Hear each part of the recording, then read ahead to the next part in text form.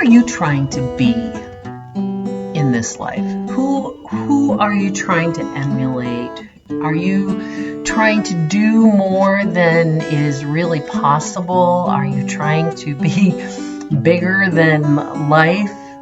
Who are you trying to be? Life can be quite the bending road. Sometimes it's nice and gentle, and sometimes it's a bit scary. The truth is that we will all experience a difficult bend in our road at some point. But it's also true that God will see us through. Let's travel this bending road together and help each other in our journey. Please remember to give this video a thumbs up and subscribe to our channel to catch other videos along the way. Welcome back to the Bending Road. Glad you could join me today. You know, sometimes life has its real disappointments. We think something should be a certain way, and sometimes we think we should be capable of something, and it turns out we're not. And sometimes, even like, Memorial Day, we just finished Memorial Day, and I think Memorial Day should be bright and sunshiny, and we should all be at the beach. But that's not real Memorial Day, not up here in the Northeast. It's still kind of cold, it's kind of wet, and it disappoints, right?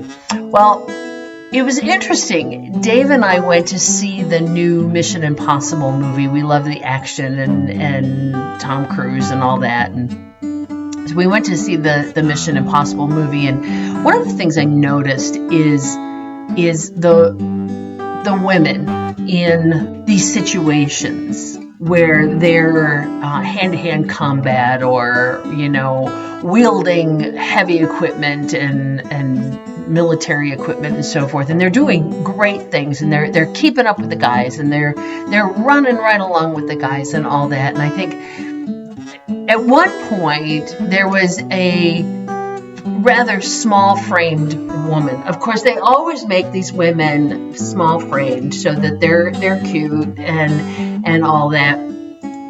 And yet they beat up guys who stand, a foot taller than they and probably have 100 pounds on them and are big, muscular, And these women whip them around like it's nothing.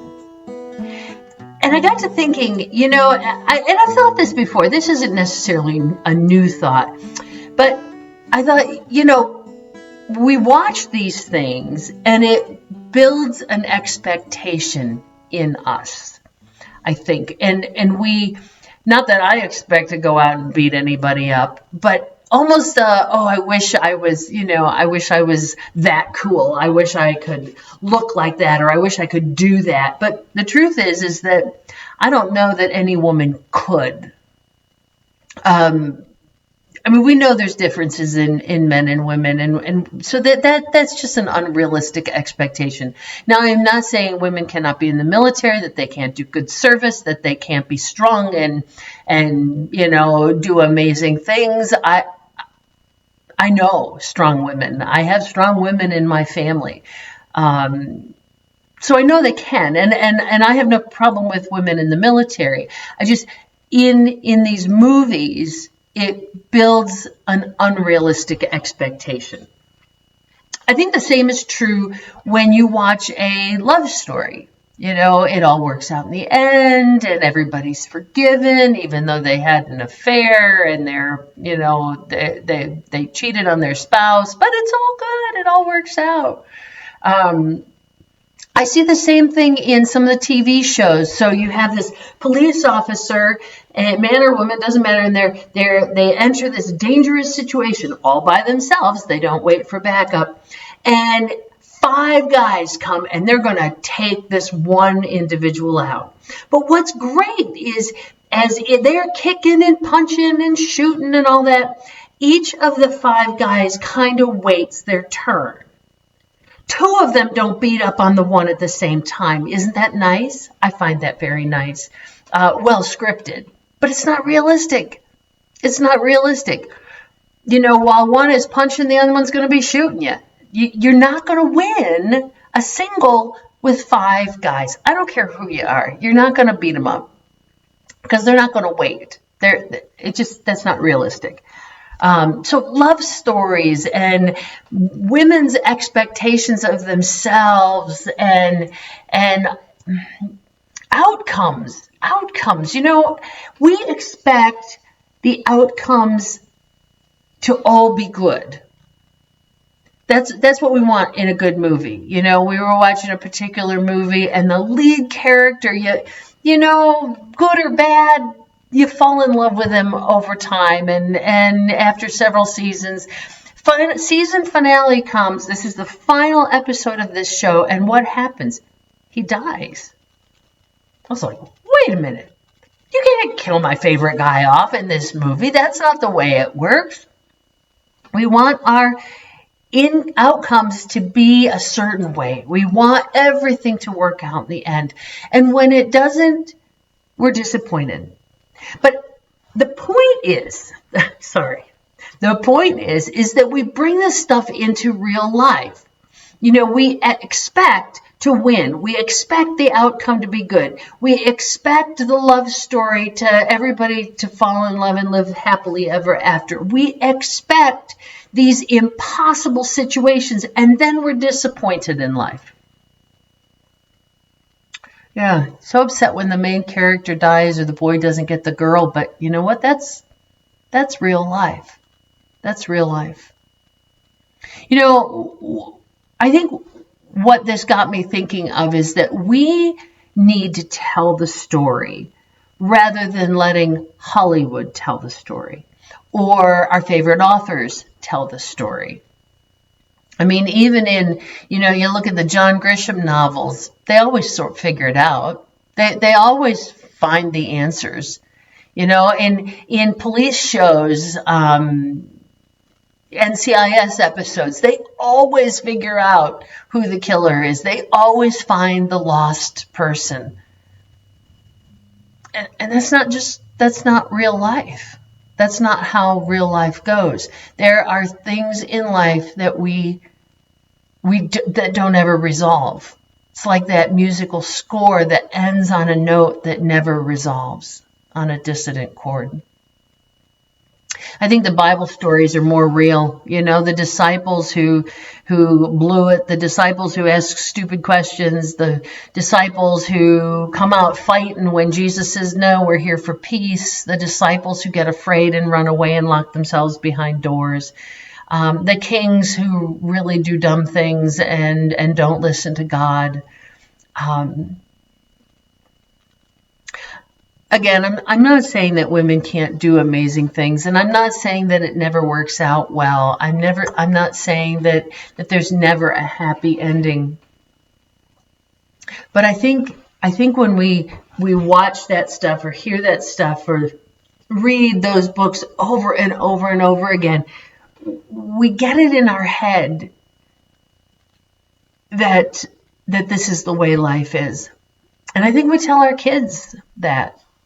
And you know, they give everybody a trophy, make everybody happy, everybody's a winner, everybody passes, everybody gets a good grade. You know, everybody's feelings get validated, everybody's hurts get healed, everybody gets the justice they think they should have. That's not real. That's not real. I was looking at Paul. And several times the Apostle Paul in letters writes about imitating him. 1 Corinthians 4, therefore I urge you to imitate me. 1 Corinthians 11, follow my example as I follow Christ. Philippians, join together in following my example, brothers and sisters, and just as you have us as a model, keep your eyes on those who live as we do. Again, Philippians, that was Philippians 3. This is Philippians 4. Whatever you have learned or received or heard from me or seen in me, put it into practice, and the God of peace will be with you. 1 Thessalonians 1:6. You became imitators of us and the Lord, for you welcomed the message in the midst of severe suffering with the joy given by the Spirit.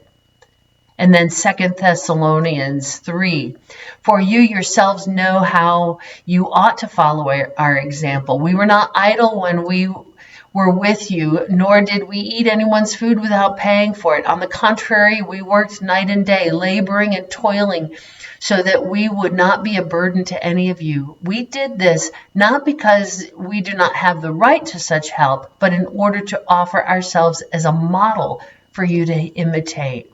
These are Paul's words, and it sounds a little arrogant. Ooh, do what I do, imitate me, look at me, how good I am.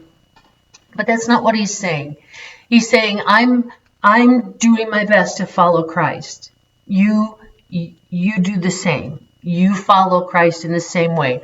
And it's not that everything is going to turn out good. No, he suffered. He was shipwrecked. He was beaten. He was imprisoned. And so were many who followed and did what he did. It wasn't all rosy, but he did it for the glory of God.